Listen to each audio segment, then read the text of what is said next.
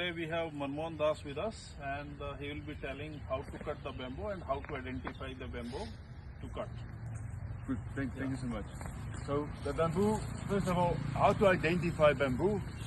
You need to look at the different bamboo. Let's say you've got the same species. So bamboo is very classical in the way it grows.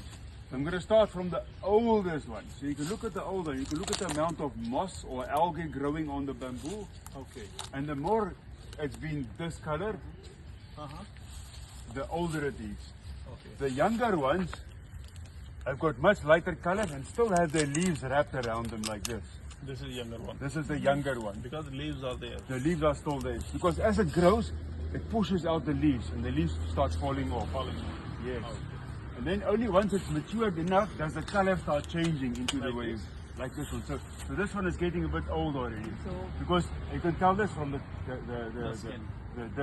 skin itself, yeah. So this one I would guess is about 6-7 years old. The 6, 7? This one, yeah. This column itself. You might, you know this because I've never seen the black bamboo. This is the first time, but this is how I identify the ones that we have. Okay.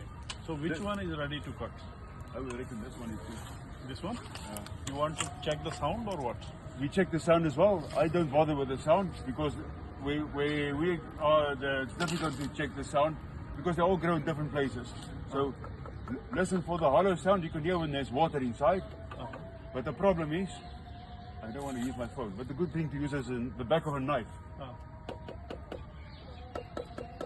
But Can understand. You can use some tool. A tool, yeah. Tool, yeah. For the back, yeah. So this is nice bamboo. What we can make out of this bamboo? The black one, we don't have this one in South Africa. So for this one, I would be like, no, this is very holy to me. So I would use this one for decorative purposes. Yes. Or if someone wants to build something, like a shrine or some furniture is difficult to make with bamboo. But if you have skilled people that can do it, yes, furniture is good. Yeah. But if you want to make something that's special, because this is a very unique bamboo. Yes.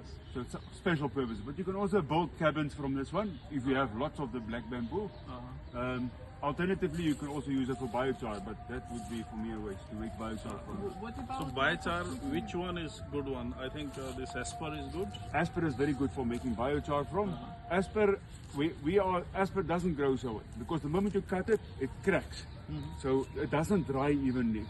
And from what I've learned is that when bamboo grows, if you look at one, I'm going to take this one. So if you look at bamboo, the sun travels over, so the one side is exposed to the sun or most of the time.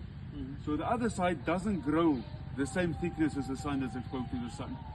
So when you cut it and it starts drying, it starts cracking because it's unevenly grown. Yes. So which is why when you want to build with it, you cut the bamboo, you dry it, you treat it, and you dry it again. Then the ones that don't crack is the ones that you build with. Which is why many people, they cut and they build immediately. Then it cracks. That will not work. Then it won't work, yeah. So you show all this bamboo and then